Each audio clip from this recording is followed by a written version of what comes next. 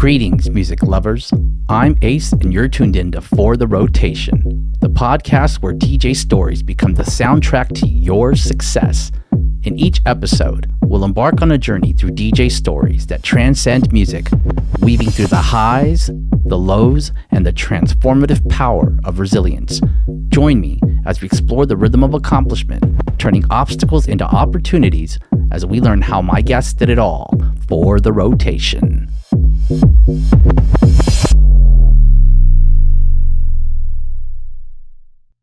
Welcome to For the Rotation.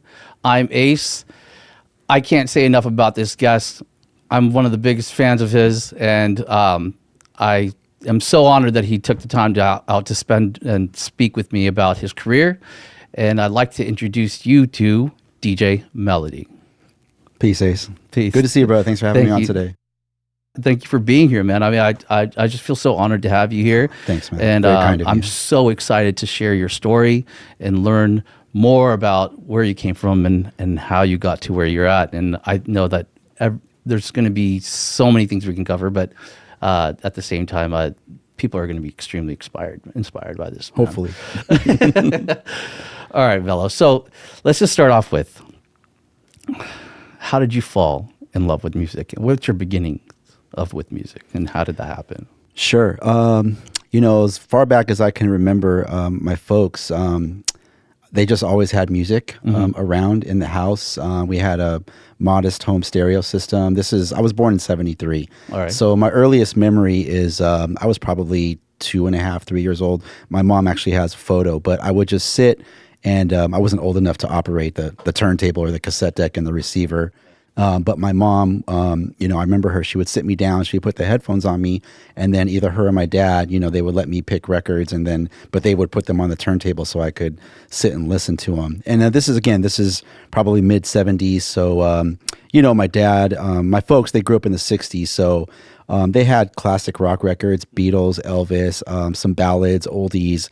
My dad was into classic rock. So we had like Queen album.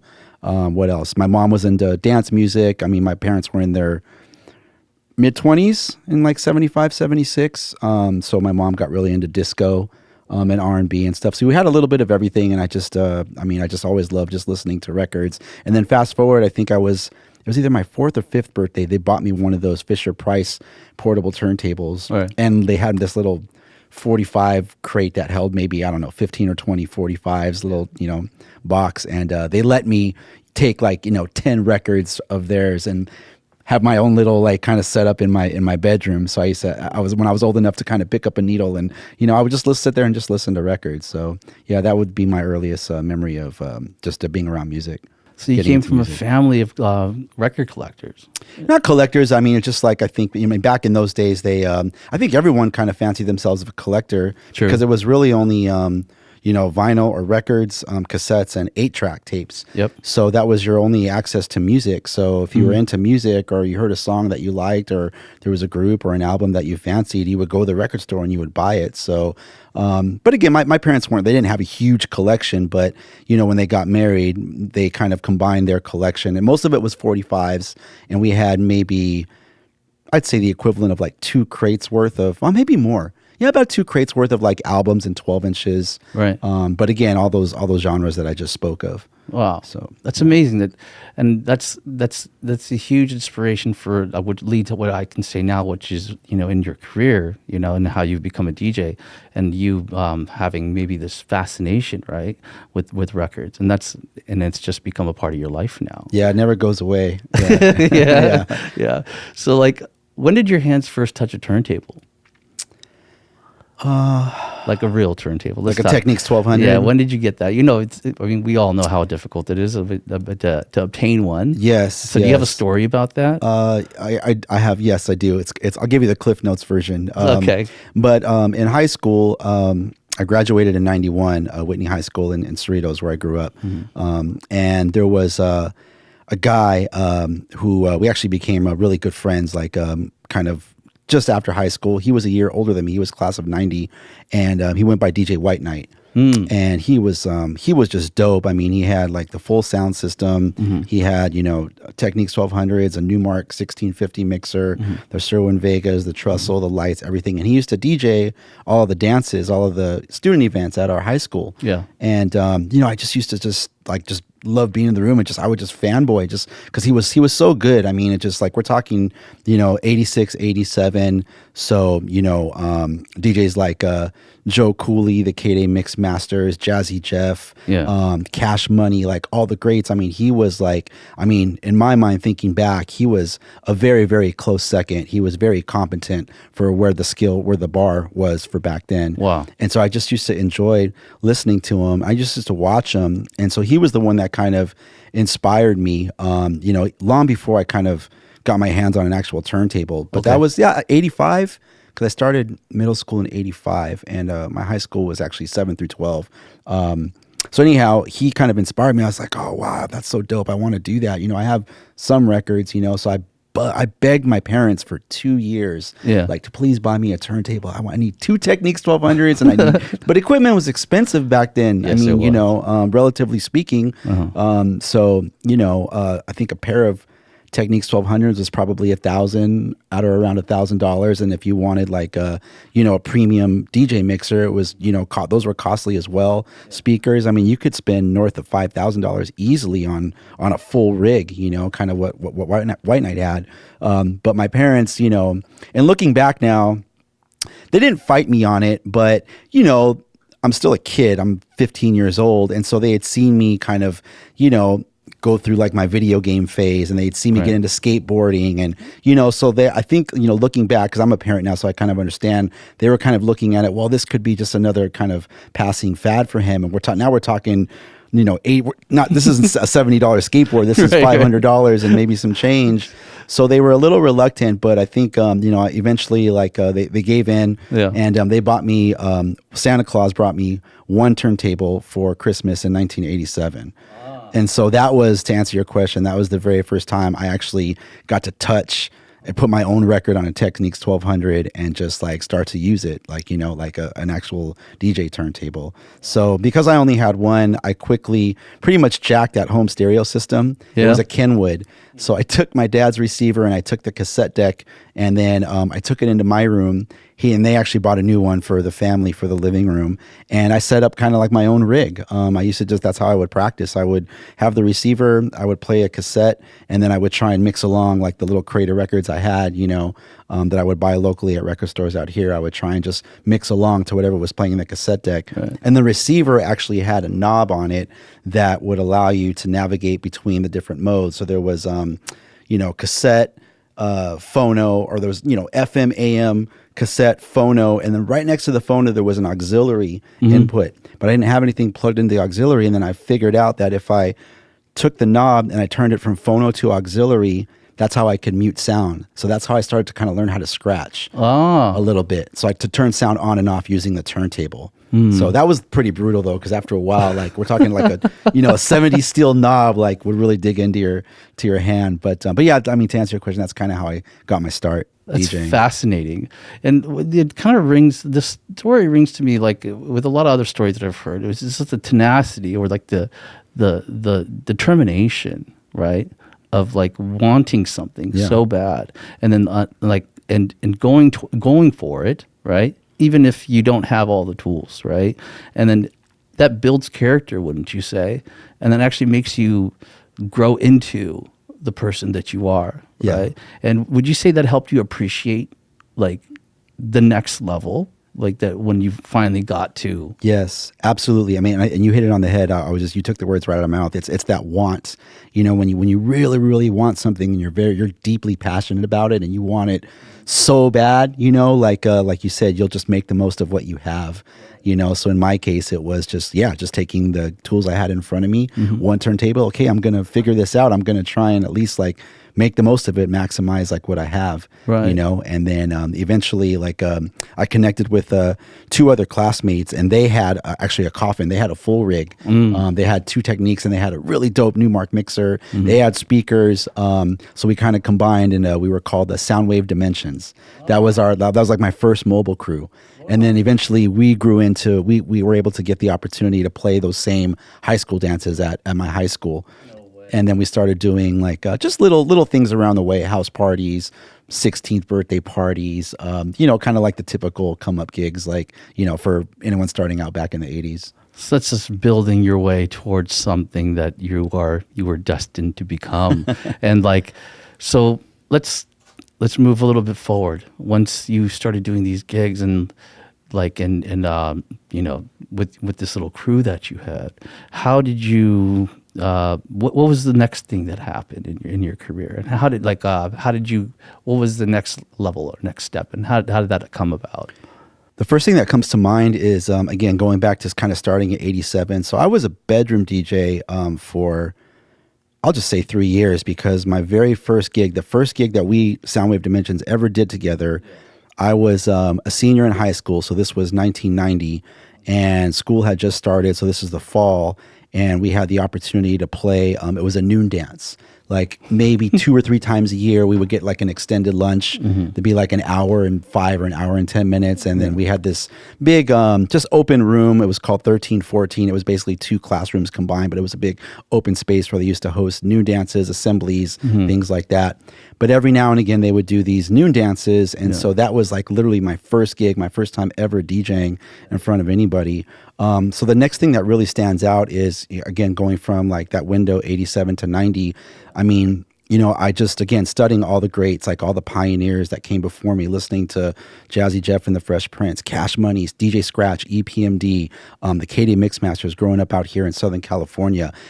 I mean, I always wanted to learn how to scratch, right? So I spent like those first 3 years, like I said, working that auxiliary knob. And then when I, you know, and then teaching myself how to beat match, you know, but scratching was always what kind of really fascinated with me, you know, just like watching DJ White Knight. So that was really like my first like love. Like that's what I really, really wanted to do, like when I got into DJing.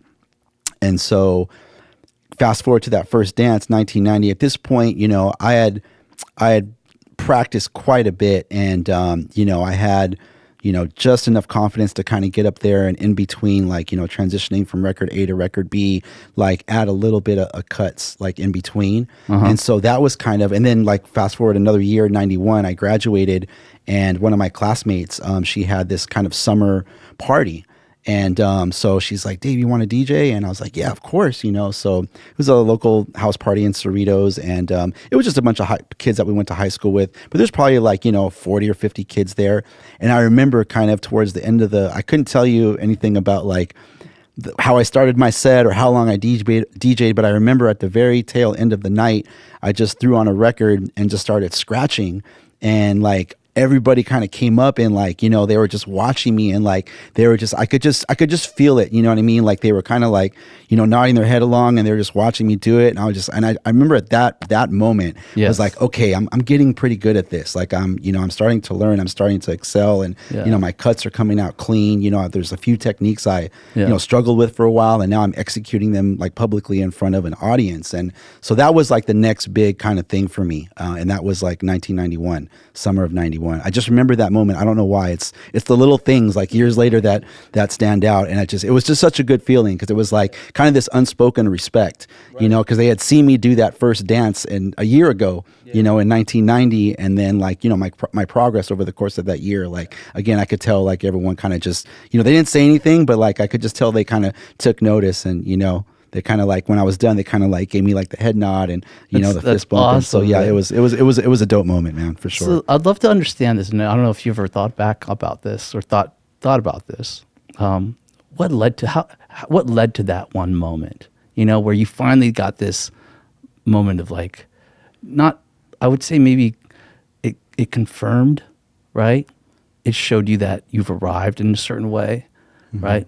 If you can think about that, like, what did it take from you as a person, right, to finally achieve that moment? Right. I think, I mean, several things. I mean, first and foremost, of course, it took a lot of practice. I mean, I was really diehard, and the school it was tough because the high school I went to was a college prep school. Yeah. So I was very focused on my academics in high school, and I took a few AP classes, and I had a big workload, especially like my junior and senior year. But every minute outside of that, I mean, I was really into video games prior to DJing, and video games kind of fell by the wayside. It just became like all my spare time, like every waking moment I had that wasn't dedicated to my schoolwork, I was spending on the turntables, or I was either listening to all the DJs that I grew up with and just, rewinding those tapes or picking up the needle and re-listening to the chorus on a Cash Money and Marvelous song, trying to like really just study, because that's all you could do. There was no video, there was no, internet, obviously, in the 80s. So it was just, just kind of applying that same work ethic and like dedication to study that I did to school, applying that to DJing, that same kind of focus and mentality and that approach. And I think that also coupled with the fact that I was very much in love with DJing, and there was a little bit of confidence that was building up in me as I started to notice the progression, although it's subtle, but every time I would, figure out a scratch, be like, oh my God, I got it. And then after that, I couldn't stop doing it. And I literally used to practice until I was like dead tired. I remember going to sleep and just like praying, like, okay, please, let's let me be able to wake up in the morning and do it again. So it was all those things. And then the want to be good, to be dope. And so, but that would pretty much like be the things that led to that moment, I think, for me personally. No, that's a great answer, because I mean, it makes a lot of sense to me. It rings to me, like, and I understand, like, it makes sense of like wanting something so bad, right? And then going for it, right? And then actually doing it, right? Now, like, moving forward in your career, right? Like, let's push a little bit forward. Like, what? And was this like near the end of like when you were graduating high school? Yes, this is I'd say 91 was pretty much when I'd say I graduated from like a purple belt to a blue belt, or I don't know if I'm misspeaking, but basically, like, again, taking small steps, and just noticing the progress that I was making, like, as a DJ. What's the next progression after that? Because now we got college, right? So like, what did you decide to do at that point? So I was really torn because at this point, again, like, just kind of seeing like, the results that I was seeking, that I would desperately wanted, and finally like seeing them and hearing them, and now I'm graduating high school and I went straight to UCI, University of California, Irvine. All right. And, I was a full-time student, but, college, you don't have kind of your professor or your teachers looking over your shoulder the way you do in high school. Like, they kind of like, kind of leave you to be responsible for completing your work. And I was just so in love with DJing, and I would cut class sometimes, which is not a good thing, obviously, because I just wanted to practice. Like, I wouldn't do it all the time, but like maybe once every couple weeks. And eventually it did end up catching up with me in one course I didn't do well at all. Yeah. And so when that happened, I actually failed this course. And so my dad, my parents, like, they sat me down and they were like, okay, look, we know you love DJing. At the time, I'm just doing it for fun. And I was making a few bucks doing it, but they just want the best for me as their son, what I mean? So they don't want to see me like kind of blow my college, my opportunity at school, for what they consider, or they look at like a long shot, as a creative. And so, I remember my dad telling me, okay, like, if you have any gigs, like, I don't care what it is, you're home by midnight. That means like you stop DJing, whatever time you need to stop, 11 o'clock, you pack up and you're home by midnight, or that's it. Like, they really put like a ceiling on, you know what I mean? And that was kind of like a sign to me, like, okay, I need to figure out a way to do both. So it was tough. It was, I was torn. There was a few things I did have to pass on because, I wasn't going to be able to honor the curfew, and I didn't want to disappoint my parents. I already let them down with failing this class, and, but at the same time, I had just connected with the beat Junkies. So there we wow. But fortunately, the pressure. Yeah. So fortunately, so that would be like kind of like the third degree for me, because now because all throughout high school, other than Soundwave Dimensions, like my buddies, like I didn't know the KD Mix Masters. I didn't know DJ Curse or Rhett Matic, like well enough to like get invited to their house or like invite them over to my place. I just, admired them from afar. Yeah. So, but now like we're a crew. So now it's like, unfortunately, Curse and Rhett, they also lived in Cerritos. Curse is like 3 minutes away from me. And so we would be at Curse's house on school nights too. 3, 4, sometimes 5 nights a week, just practicing. And now I'm practicing, like I'm sparring, like not sparring, but like, we're basically sharing ideas. And now I have like a small community to kind of lean on to help me kind of elevate my skill set. So that would be kind of like the next, would have been the next phase for me, where I went from that moment at that house party in 91 to now I'm like, I'm really, really like, learning more about like mixing. We're going out to clubs, we're DJing together. I'm getting to see J-Rock DJ. I'm getting to see J-Rock and Curse 2x4 freestyle on 4 turntables. I'm getting to go to like big room clubs out here in Hollywood with them that they were throwing. We're talking like 1,018 and over kids partying, and I'm getting to see like DJ What, Paul the Man, like them rock a main room, like, you know what I mean? So I'm getting like the best of both worlds. So it was really eye-opening for me and very, very educational, and really just helped me out immensely to grow as a DJ. Wow. That leads me to a lot of different questions. I think the first one I'm going to start off with is, how do you describe the ability to meet people, like-minded people that you said you ran into the Beat Junkies, right? I think that a lot of people struggle within this world. It's like, okay, how am I going to get there, right? How do I find people, right? How do you think that happened for you? What led to you, right, meeting these group of people that you would eventually be inspired by? Right. How did that happen for you? I think a lot of it was just by chance, and we all kind of, were born and bred out here in Southern California. So we were all local, in that sense. And, back then the scene was much smaller, the community, the DJ community, the pool of DJs that existed was not what it is today. I mean, today it's very vast. You have probably 50x amount of DJs that you did back in the early 90s. So you heard about things, and again, because I was friends with them, we would call each other and, hey, I'm DJing over here, or Melo, come, bring a crate. I got this gig over here at this club tonight, and come DJ with me, or we would go record shopping together. Wow. So I think it just kind of, to answer your question, it happened organically because we all shared that common denominator. I mean, we all just love music. We all love DJing, and you're talking about, this is also, the birth of kind of turntablism. Not the birth of it, but now you're starting to see an evolution in the art. We're talking about like the Invisible Skratch Pickles, and this is kind of like on the tail of like DJ Aladdin, kind of like that late 80s, right, like DJ Aladdin, Cash Money, the DMC battles. Well, now the Invisible Skratch Pickles, they came onto the scene, and Cuba just blew everyone's mind, and then Mixmaster Mike and Apollo, the three of them, they won the 92 DMC. So there was a big movement happening at the time. So I think that definitely played a factor also, because we were all, as much as we loved DJing parties and mixing and like, being creative in that sense, I think we all shared a deep love for turntablism as an art. We were all fascinated. We were all equally fascinated with learning the flare scratch when that was first shown to us, and just watching like DMC videotapes of all the greats from, the executioners too. Like we were seeing like new styles with beat juggling and scratching. So, again, the art form had evolved from, 89 to like between 89 and 92, it had evolved immensely, a lot. Wow. So that was inspiring. So where did you guys meet? Eventually, well, I used to just kind of, there was a club that Curse, Rhetmatic, DJ What, J-Rock, it was in Hollywood. It was called Spice, and that was the big room I was speaking of. And so it was actually 2 rooms, and I used to go there just to go hang out.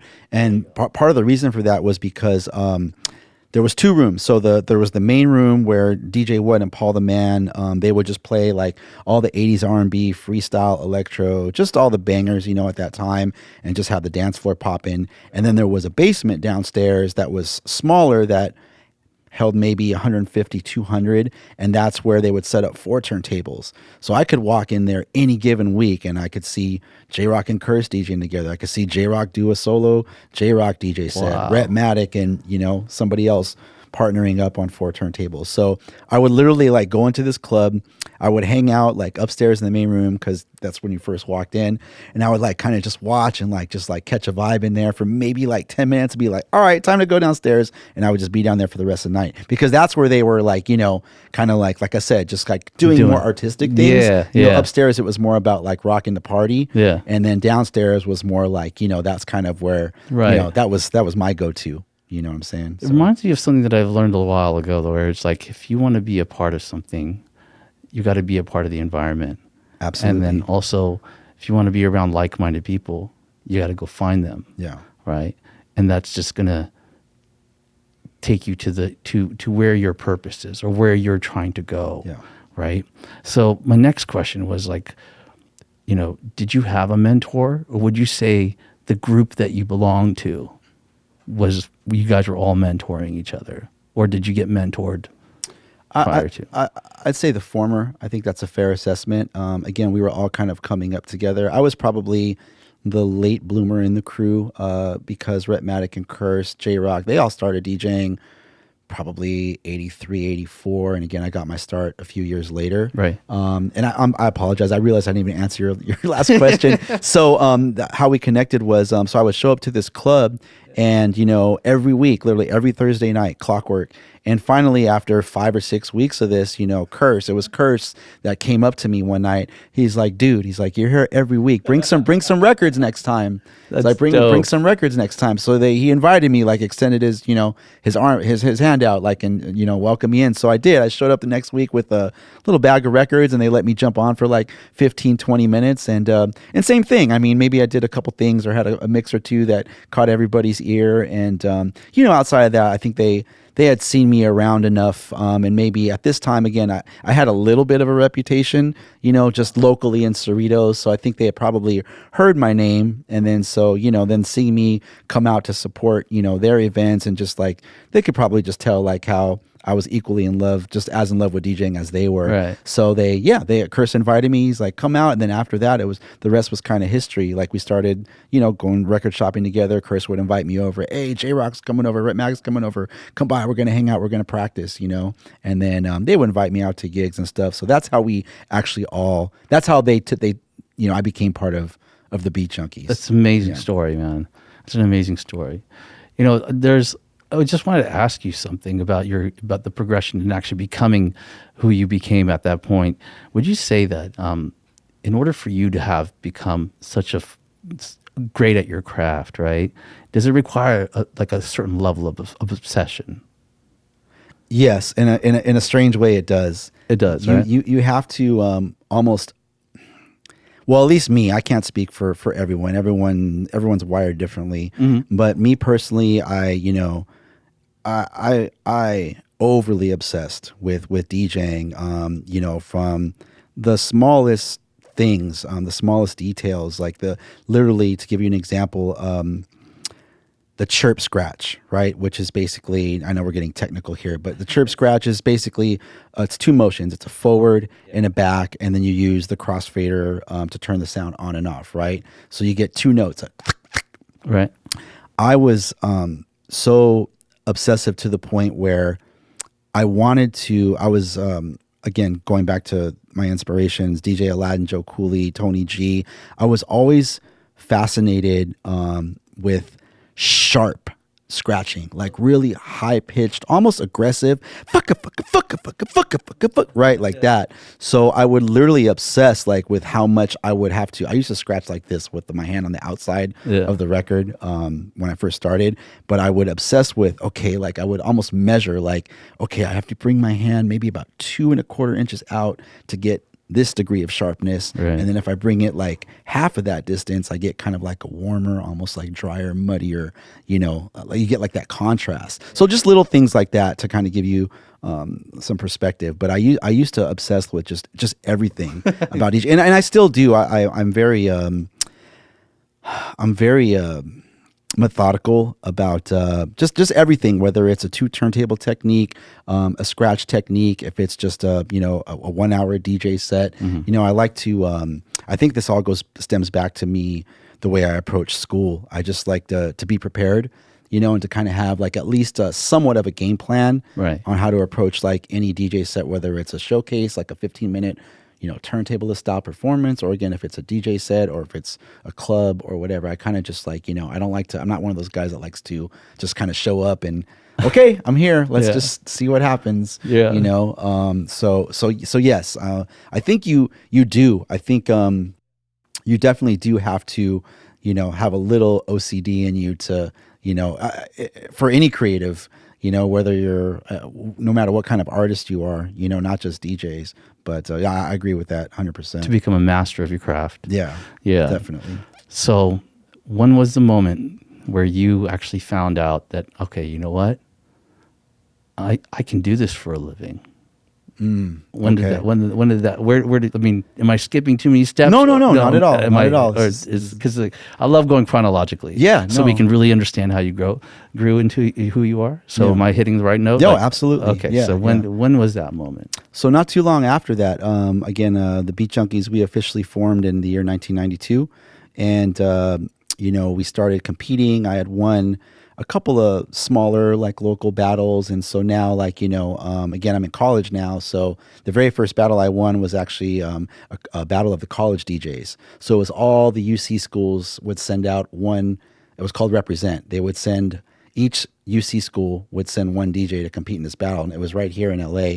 And so I competed with DJ from UC Santa Barbara, UC Riverside, UCLA, and so this was it was a big night. There was probably 1,000 18 and over kids there, and I win this battle. Yeah. So now I went from kind of having a little bit of a rep in Cerritos to now all the other colleges knew about me because I had won this battle. And then so again, still practicing with the Beat Junkies, still doing our thing. I got the opportunity, fast forward in 95. I was part of a record pool, rest in peace to Frank Vidal, who's the elder brother of Nick and Eric V, the Baker Boys. So he had a record pool called Ghetto Baby Records. And so a few of us, Curse, J-Rock, Rhetmatic, myself, we joined this record pool, and we would have monthly meetings. All the DJs would come together, and Frank would give us, our boxes of promo records. Yeah. And so one meeting was actually at the Baker Boys' house, and Babu and I had a DMC contest coming up. And so anytime we were stepping out, we knew we were going to go somewhere where there was maybe going to be turntables. We would just bring our battle routines with us. So Babu and I happened to bring our battle records with us, the records that we were going to use to compete. And so after the meeting was over, Nick and Eric V, of course, they had turntable set up. So we're like, can we practice? And so let's see, what are you guys going to do? And so we're there practicing our routines. Well, unbeknownst to me, Julio G was standing behind me because he was also part of the same record pool, but he was already on the radio, so he would sometimes come to the meetings. Yeah. But he just happened to be standing there as Babu and I are doing our routines, so he invited me to come out and do a guest spot on his Saturday night show called the Mixmaster Show. Right. And so that's how Julio and I connected. And then not too long after that, maybe 6 months, he had the opportunity to go from one night a week to 6 nights a week, Monday through Friday, 6 p.m. to 10 p.m., and then still doing his Mixmaster show on Saturday nights. Yeah. So he called me and he's like, Mel, they want me to do to be the radio, to host the radio show. He's like, I can't DJ and host. Do you want to do this? I'm like, hell yeah, I want to do this. What do I got to do? He's like, can you make me a demo mix? And so I did. So I gave him a demo mix. He turned it into the program director, the music director.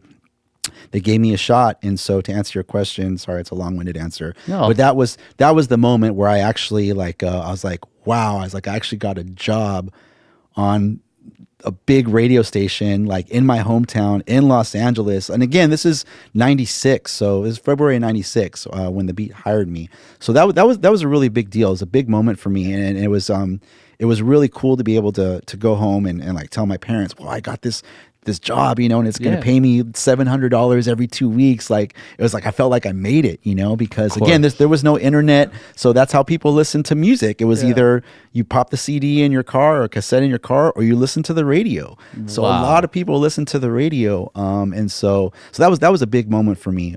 Just, being hired at 92.3 The Beat, and shout out to Julio and and all the OG staff up there for just for giving me that opportunity. But that was to answer your question. That was like the moment where I felt like, okay, maybe I have like a real shot at this. Providing a living for myself. That's as a DJ. amazing. There's a mystere behind these things that you're describing. Like opportunities that arise. Right. A lot of people call it, like, they say it's luck, or a lot of people say it, part of it's luck and part of it's this. Right. But I mean, I'm like, would you say that you make your own luck in life? To a degree. I mean, I think there is definitely something to be said for kind of right place, right time, whether you view that as luck. But I mean, definitely Julio stepping in that exact 5 minutes where I was doing my routine and just kind of standing there behind me. Right. I think that would probably be the luck. Yeah. I think the part where I was creating my own luck, or creating, giving myself, being able to maximize that moment, Right. was the fact that I was prepared, that I was very studied when it came to DJing, so I think, the two kind of work hand in hand, right place, right time. And then how prepared are you for said opportunity, Right. if and when it arises. So there's a point in life where I feel like where you kind of have to understand how to keep going and how to keep pushing forward. Right. And throughout certain moments in your life. And that takes resilience. How would you define resilience, and how do you channel that in your life? Sure. And looking back, I've been DJing. I've been very blessed and grateful to have like such an extensive career. That's something that I truly love. And, sometimes life, and or things are just going to happen. Things are going to get thrown at you. You're going to, encounter obstacles and challenges, some of which can be very, very tough in several ways.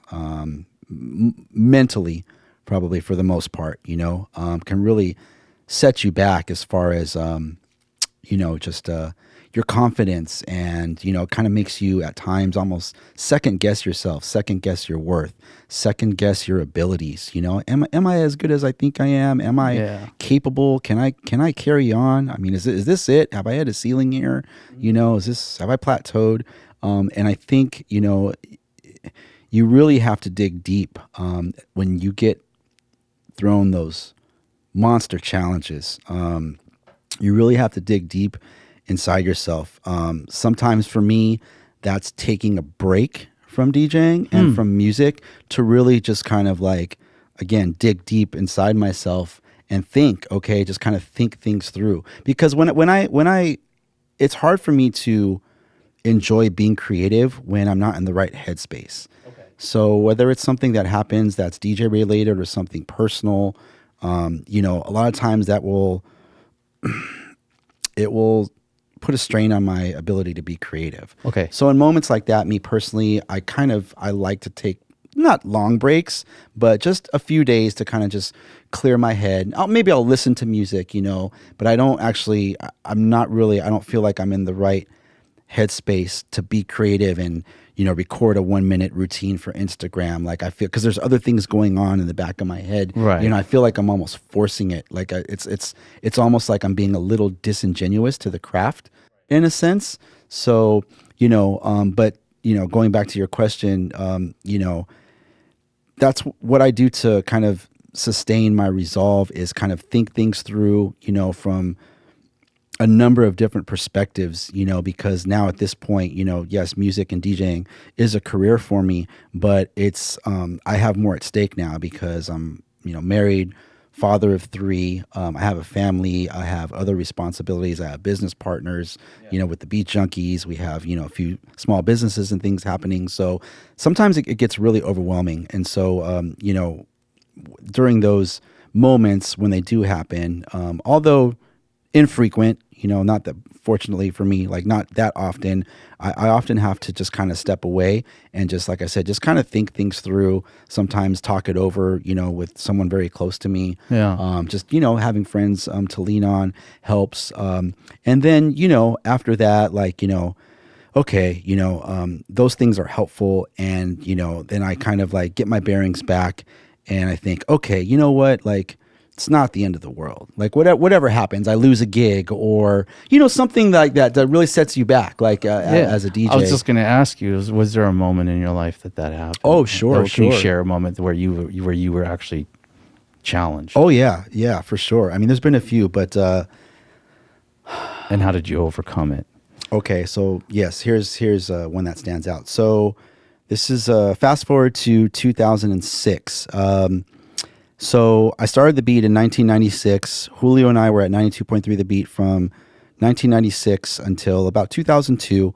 And then we left 92.3 and we did an old school kind of funk and R&B show on Saturday nights called Aqua Boogie. We did that for 2 years. And then we did 93.5 K-Day when they first started. We did that from 2004 to about 2007. And so while this was happening... rest in peace, DJ AM.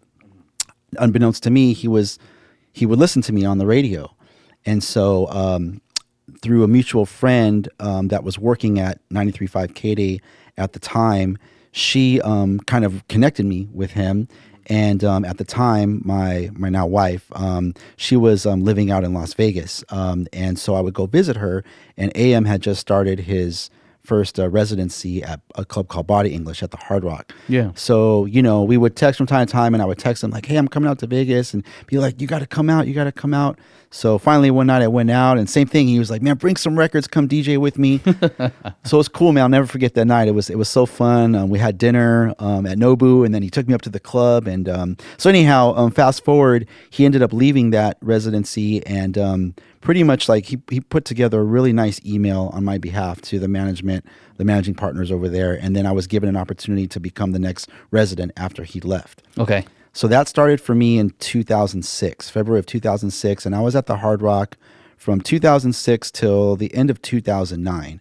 And during 2009, so I went from DJing one night on a Saturday night, and I kind of grew with the hotel as they expanded. So eventually I was doing Saturday night at the club, and then I was doing a Saturday party at the pool, a pool party. So kind of double duty on Saturday. They opened up a rock and roll bar, so they wanted just all rock and roll. So I basically like, long story short, I was DJing Thursday night, Friday night, Saturday night, and Sunday night. Wow. And I was flying back and forth from Cerritos to Vegas. Whoa. And so while this is happening in 2008, one of the managing partners tells me, hey, Melo, he's like, we're going to tear Body English down, and we're going to build a brand new club. It's going to be a 2-year project, but we want you to be our guy. You might want to think about moving out here. I mean, you're already out here 4 nights a week, Right. I was like, okay. So I talked it over with my wife, and she was very supportive, and she was like, okay, let's do it. So we bought a house in Vegas in 2009, and kind of right as the market was kind of crashing. So we moved it to Vegas in March of 2009, and with the understanding that when the new club opens top of 2010, like I was going to be the guy, and I was going to continue to do these other nights for them. Yeah. October of 2009, they basically like tell me like that's not going to happen for me. Oh my God. So they pretty much like, kind of like yanked the rug from underneath me. We had just bought a house in Vegas, and to further, we're pregnant with our firstborn. Oh my gosh. So I basically moved out to Vegas, like under the premise that this opportunity was going to be there for me, and it didn't happen. It didn't come to fruition. Now what? Yeah. I was like, what am I going to do? Like I went from DJing 5 nights a week to 0. Wow. Now we're out here. Wow. Me, my wife, no family in Vegas, mind you. It's just her and I and a newborn baby. And we're stuck. Like we're kind of committed. We made this move. Luckily for us, I didn't sell the house in Cerritos that I owned. We were renting it out. But so anyhow, that was a tough one. That was a tough one because I had to go find other work. And so I had to kind of like, step out and, try and connect with, other venues, other people in positions to maybe put me on. at other venues. I had a few DJ friends that would put in a kind word for me, but that was a tough moment. That was, I mean, talk about like a low point. Yeah. That was definitely one of those moments that set me back. And again, kind of going back to what we were talking about earlier, with being resilient, and I had to stop and like. Kind of think to myself, man, am I cut out for this? Like maybe Vegas isn't for me. Maybe all these things were going through my mind. Yeah. Maybe I only had that gig because AM put me on. Like maybe I'm not even like good enough. Maybe I'm not worthy of residency after all. Because Vegas is a very very unforgiving kind of cyclical marketplace. It's very transient, right? Everybody kind of comes in and works for like 2 or 3 years and then they're gone, right? But again, because we had committed to living out there. I mean, I'm talking, I got rid of my California driver's license, had to get a Nevada license, just everything, man. Wow, man. I was just so like, I was really upset about it. Like I was very, very upset about it. But I mean, it's out of my hands. What can I do? You know what I mean? All you can do is just kind of like, just keep your chin up and just carry on. But that was definitely a very, very tough time. I mean, outside of facing the fact that this was taken away from me, when it was, I wouldn't say promised to me, but like there was definitely a few conversations where I was told like, get ready, think about buying a house, think about moving out here. You're going to be our guy. All that, so it was a big disappointment. And then outside of that, just like, that punch in the gut, now there's the financial strain too. Right. I'm basically out of a job. Right. So how did you adapt? So I was able to get another residency at a club called Jet, but that didn't come for almost a year. I was like, no, maybe not a year, maybe like 5 or 6 months. It wasn't quite a year. But they gave me an opportunity. And fortunately, my wife, she's a physician, so she was able to get a good job out in Las Vegas and support us. But it was the stress of just all those things I just mentioned, and then being a new father, and just my wife and I just trying to take care of a newborn baby. Wow. And then again, we're talking like, I'm in the Vegas nightlife industry, so I'm, leaving the house at like, 11 o'clock at night, and I'm coming home 3:30, 4 in the morning. I'm out kind of networking and visiting other DJs and talking to people and just trying to make something happen. But that was a tough one. That was a real tough one. Sounds like a story of never giving up, man. Yeah, right. That was a tough one. And like, what a great story of changing out adaptation and showing that that word resilience. Yeah. And would you say that like in your career, like you talked a lot about this, about like the questioning, right? Was that like, do you think that that's a really important characteristic to have? Like, I mean, yes, we should be confident, right? But at the same time, it's like if you never questioned yourself and questioned like your ability, like, or even, realize like, man, am I really that great? Right. Like, what do you think that does? Does that build character, or does that build like more strength? What has that done for you? I think it's done both of those things, and it's also helped keep me grounded. In a sense, because, there's always going to be someone better than you, no matter what you do, no matter what industry you're in. And, I mean, to this day, I mean, going back from when I first started, I'm at the, when I'm at the point where I feel, not overly confident about, my skill set, but I feel good about it. I feel confident in the strengths that I do have as a DJ. But then when I see, and there's been hundreds, when I see another DJ do something that's like, wow, that's dope, or damn, why didn't I think of that? Right. It kind of like keeps you grounded, and it's not to the point where, I'm like, oh man, like I'm second guessing myself, but it's just, it's weird because it's humbling, right? But it's also inspiring. If that makes any sense. Absolutely, yeah. It's kind of like a bittersweet. I wouldn't say bittersweet. Maybe that's a bad analogy, but it's both humbling and inspiring. Like in the at the same time, But I think to answer your question, that is important. You definitely you don't want to kind of be walking out and about like I'm the man, because no one can be king forever, right? And I think you do have to maintain a level of humility, just as a person just, I mean, like I said, regardless of what you do, whether you're a creative or, you practice law or medicine, I mean, there's always going to be others that are maybe not more knowledged, but that are going to maybe have a gear that you don't, or like, be able to show you a thing or two, or, get you to maybe look at things a different way, or maybe modify your approach a little bit. Yeah. So I like to keep an open mind, and yeah. What a blessing, man. And what an amazing career you've had. And, this is, I think what's really amazing about like what you're sharing with me is, and all this in the journey that you've had, is that you've actually like had the opportunity to, like, not only help your career, but at the same time help a lot of other people's career by actually sharing music, right? And like, I mean, how did during your career, right? Like, how did you like decide like what records you were going to break? Like what break? Like like going back to the radio days? Yeah. Just any music that moved me, anything that I was really like, oh, that's a dope song, or I really like this record. Back in the 90s, early 2000s, if you were a DJ, at least on the LA airwaves, like you had the freedom to kind of do that. They would call them gimmies. Like you would play like a hit record, and then you could play a gimme, which is like a personal pick. But then you had to come back out with another hit record, so you didn't lose your audience. You don't want to lose the listenership by playing too many new records.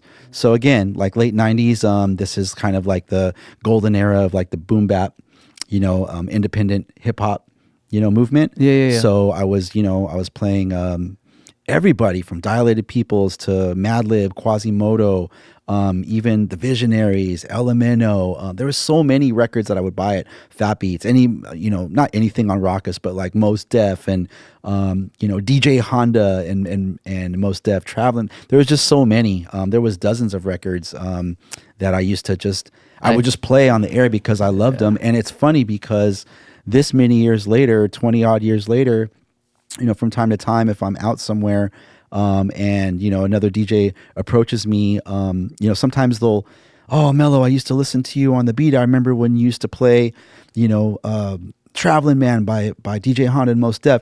It's those records that they remember.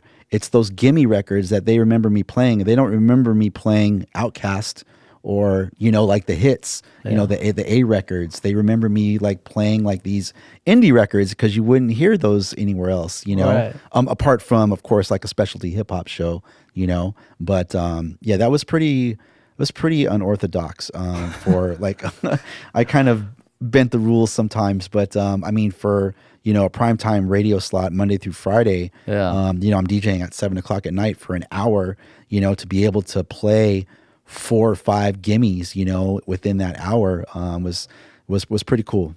Well, dude, I'll just tell you this much, man. You've expanded my library throughout my life of listening to you, and I mean, what an impact you've had. Thank you, man, in your career, and a lot of people have experienced that and have been blessed to experience that, man. And the stories is just amazing, and I feel like we're at a point where like I feel like now, like I would just want to know, like, what are you excited about in your life right now? Like, what are you working on currently? So DJing is always going to be number one. So at this point, it's funny. It's kind of come full circle for me because I went from starting as a bedroom DJ, those first few formative years I was speaking of, from like 87 to 90, and then connecting with the Beat Junkies and winning a contest, and then opportunity on the radio, and then transitioning from the radio to big room nightlife up until pretty much the pandemic. And then during the pandemic, of course, everything closed. But I kept DJing. I'd practice at home, and I would record videos and post content on Instagram. And then I started live streaming on a platform called Twitch. Yeah. And that was really eye-opening for me because it showed me that even though I'd kind of retired from like Big Room Vegas, and again, obviously all the venues are closed, I could now cultivate an audience based on my personal music taste. Yeah. So again, growing up like in the 80s on everything, I would share that with my audience. I would basically like, play whatever I felt like hearing on any given day. So we're talking everything, just all the genres that I grew up on. Obviously, hip hop, R&B, some classic rock, some newer rock, indie rock, alternative, new wave, dark wave, funk, breaks, soul. I could just play like all these different genres, records that I knew and records that I would discover, and share them with the audience. And so I've pretty much, when I say full circle, I became a bedroom DJ again. Yeah. So that's kind of, I mean, I might do, now I just kind of do special events. I'm a lot more selective now about the events that I do agree to do, because the whole live streaming experience kind of spoiled me in the sense that, you know, I enjoy being able to be myself musically as a DJ, and be able to, even if it's only 40 or 50 people in the room, sometimes it's a couple hundred, you know, sometimes it's more than that. But it's just like, wow. And then you be able to see that you sustain your viewership, you know, for a 2-3+ hour live stream. You know, I was like, okay, wow, there are people that enjoy like all these genres of music, some of these classic songs, some of the middle school songs. And like, you know, I'll step out on a few new things, you know, and just to, you know, kind of gauge the interest. So it's become, like I said, I've gone full circle with that. So I really enjoy now just kind of being at home, you know, listening to music, you know, practicing, obviously, posting content, live streaming from time to time. And then, like I said, I will step out and do special events, maybe like 4 to 6 times a year. Not a whole lot, but it's the events where I can kind of do the same thing, you know? Perfect example, the comedian, a good friend of ours, Russell Peters. So he called me last year. He was doing a show down in Palm Springs, Agua Caliente, a beautiful resort casino. And he was doing a show, and he asked me, he's like, can you come play an hour set before I come on stage? It's like, yeah, man, I'd love to. Like, what do you want me to do? He's like, all that stuff you do on the live stream, just do that. I was like, I'm in, I'm down. Just tell me when to be there. And so stuff like that, you know, so that just like, you know, kind of picking my spots where I can, like I said, be myself musically as a DJ. And then my partners and I, we are opening up Made from Skratch, which is a pizzeria. We're in San Bernardino, in Redlands, downtown Redlands, California. We're actually opening next month in April. So I've been working quietly on that. We've been working quietly on that for coming up on almost 3 years now. It's crazy to say that. So yeah, I'm going to be a restaurateur, so to speak. But really, you know, I'm not a chef, obviously. I don't know anything about running a kitchen. But my partner, he has, you know, venue experience operating a bar and a restaurant. But we have a really good crew. And so the concept, my idea was, you know, taking our love for music and DJ culture and making it part of integrating it with the dining experience. So that's where I came up with the name Made from Skratch with a K. And so we have a I was DJ. just about to ask. Yeah, we have a DJ booth, and then you know, looking around the room, there's a lot of just music memorabilia and some custom art pieces that, you know, I've kind of curated and work with an artist. So yeah, hopefully people will be into it. But yeah, Made from Skratch. It's in Redlands, California, and we're opening next month in April. Let me know when that happens. No, for sure. And if I can give a shameless plug to the Instagram, is that okay? Plug yourself, man. Please. Actually, I was going to ask you to do that. You can go ahead and do that, but before you do that, let me just ask one last question. Sure. We'll go ahead and close out, man. And this is like something really important. I think this is for everybody who's watching, and for everyone who really could take something away from this that's really important. What would you say to your younger self that was beginning and inspiring to become a DJ, right? What would you say to yourself to get through and to push forward and to actually accomplish what you have accomplished? Very simply put. I know it's a challenging question, but I'd love to hear what you've walked away with throughout your career up to this point, and what would you say to that person? Stay true to the game. Stick to your guns, you know, keep your head down, stay focused. You know, and make good decisions, you know, not just with your career path, with music and with DJing, but with life also.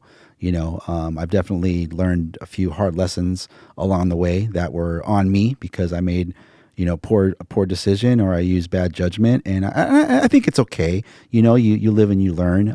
But yeah, I would say just stay focused. As long as you truly love something, the drive will be there. Again, you're gonna encounter those challenges from time to time. Yeah. But don't do anything to compound those moments. Meaning, don't make a bad decision and make a bad moment worse. You know what I'm saying? Yeah. Because then you're just really just like you're pushing yourself closer and closer towards a rock bottom, which is not a good place to be.